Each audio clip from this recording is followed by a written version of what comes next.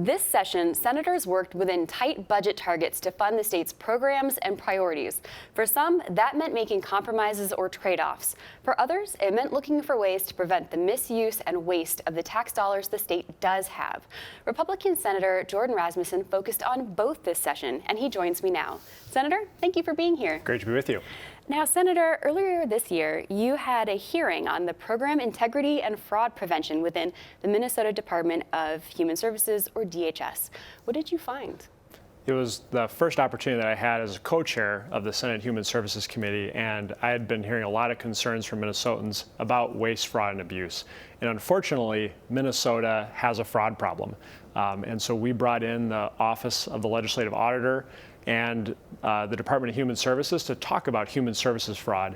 And one of the big takeaways that we had from that hearing is that there oftentimes are enough rules and regulations, but the agencies aren't always following those rules and regulations. And that was one of the key takeaways that we heard from the legislative auditor, is that there can be recommendations that the legislative auditor puts forward, but sometimes the agencies aren't actually adopting those recommendations.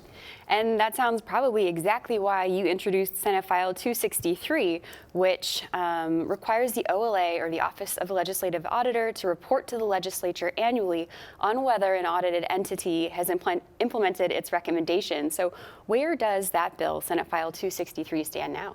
So it's a part of the end of session negotiations, working with Representative Jim Nash in the House on that bill. So we'll continue to advocate for it. And I think there's a lot of respect for the Office of the Legislative Auditor, but we're not going to be fully utilizing their great work unless agencies actually implement the recommendations that they have. I was grateful that on the Senate Human Services bill, we did get a provision in there that would require the Department of Human Services to report back on their implementation status for any recommendations they get from the OLA. It makes sense. If you're going to go through the trouble and the work of creating these, ideas, check and see if they've been implemented and find out why or why not. Absolutely. It sounds like, we might be picking on DHS a little bit, but OLA identified other departments of having areas for improvement. What were those departments? One that was highlighted during our Human Services hearing was the Minnesota Board on Aging.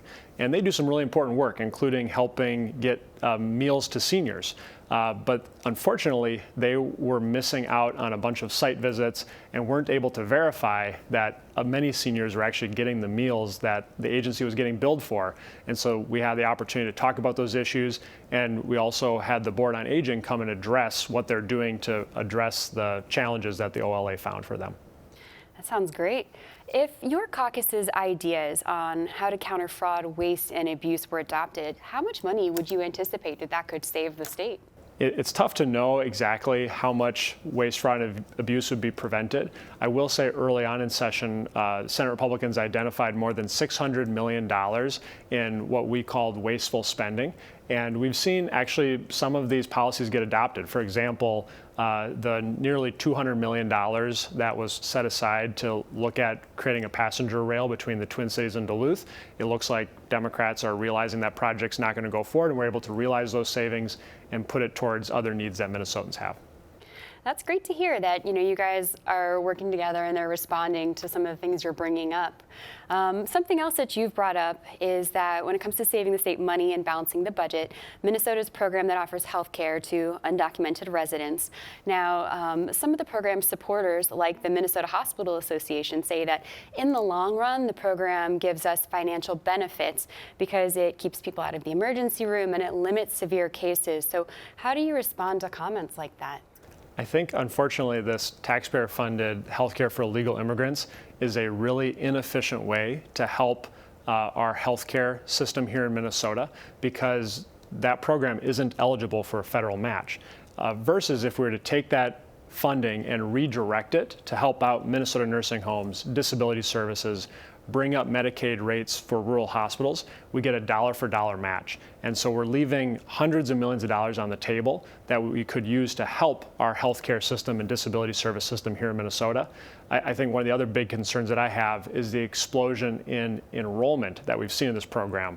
The Department of Human Services estimated about 5,800 enrollees in the first year, and we're just a little over 3 months into the program, and there's more than 20,000 illegal immigrant enrollees. So one of the concerns that I have is that given the $6 billion deficit we have, this program could make that problem even worse.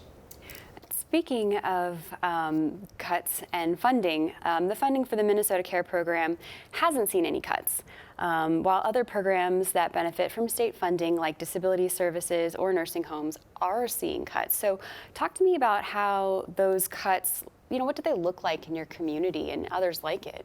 Budgets are about trade-offs and priorities, and we've seen Senate Democrats and Governor Walz have about $1 billion in cuts to nursing homes and to disability services.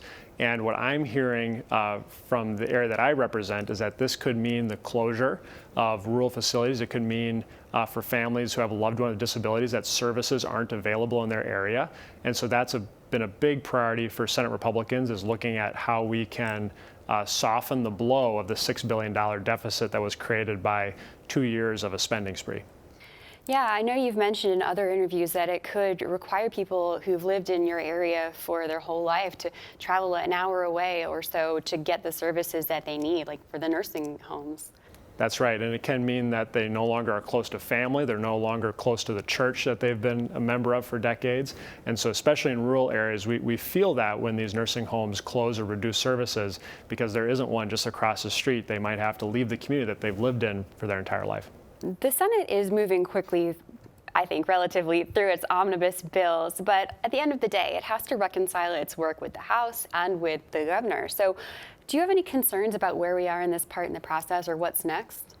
The clock is ticking, and I think one of the big outstanding issues is that Minnesota Democrats are still pushing for tax increases. And if we look just at the Senate Democrats' health bill, there's more than $3 billion in tax increases in that bill.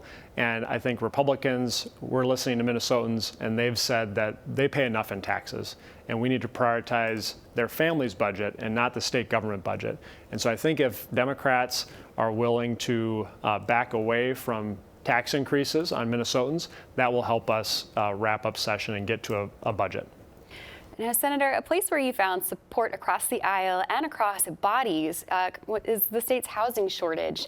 And I want to read a quote of yours from an opinion piece you wrote with DFL Senator Lindsey Port and your colleagues in the House. You said, "Our state's history is one of collaboration, resilience, and finding common ground. By applying those values to the home shortage, we can build a Minnesota where everyone has the opportunity to thrive." Great words.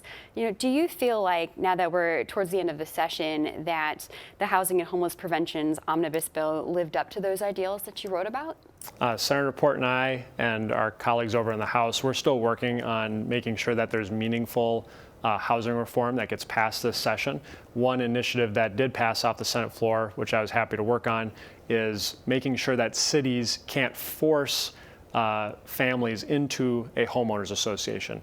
We're seeing more than 80% of new housing construction taking place within an HOA. And while that might be a good fit for some, it is driving up the cost of homeownership for many Minnesotans and putting homeownership out of reach for too many people. Yeah, that sounds wonderful. Is there any other piece of legislation or work that you've done this session that you're particularly proud of? Part of the work here at the legislature is introducing bills and passing bills, but sometimes it means actually trying to slow down and stop some ideas that you think could be harmful for Minnesotans. And one of the issues that I'm really concerned about is the legalization of online gambling. And we've seen different proposals on online sports betting that want to put a casino on Minnesotans' phones. And we've just seen from other states that have legalized online gambling the detrimental impacts that it can have on families. For example, in states that have legalized online gambling, we see an increase in personal bankruptcies of about 25 to 30% within a few years. And so there's a bipartisan group of legislators here in the Minnesota Senate who have been really monitoring this issue and making sure that if this gets proposed, and we're going to seriously consider it, that we have to look at the harms that online gambling can cause to Minnesotans. Yeah, it's such an interesting topic because it is pretty well split. There are people on both sides for and against. So it's just one of those topics where everyone has a stance. It's pretty neat. All right, Senator, thank you so much for your time. Thanks for having me. Absolutely.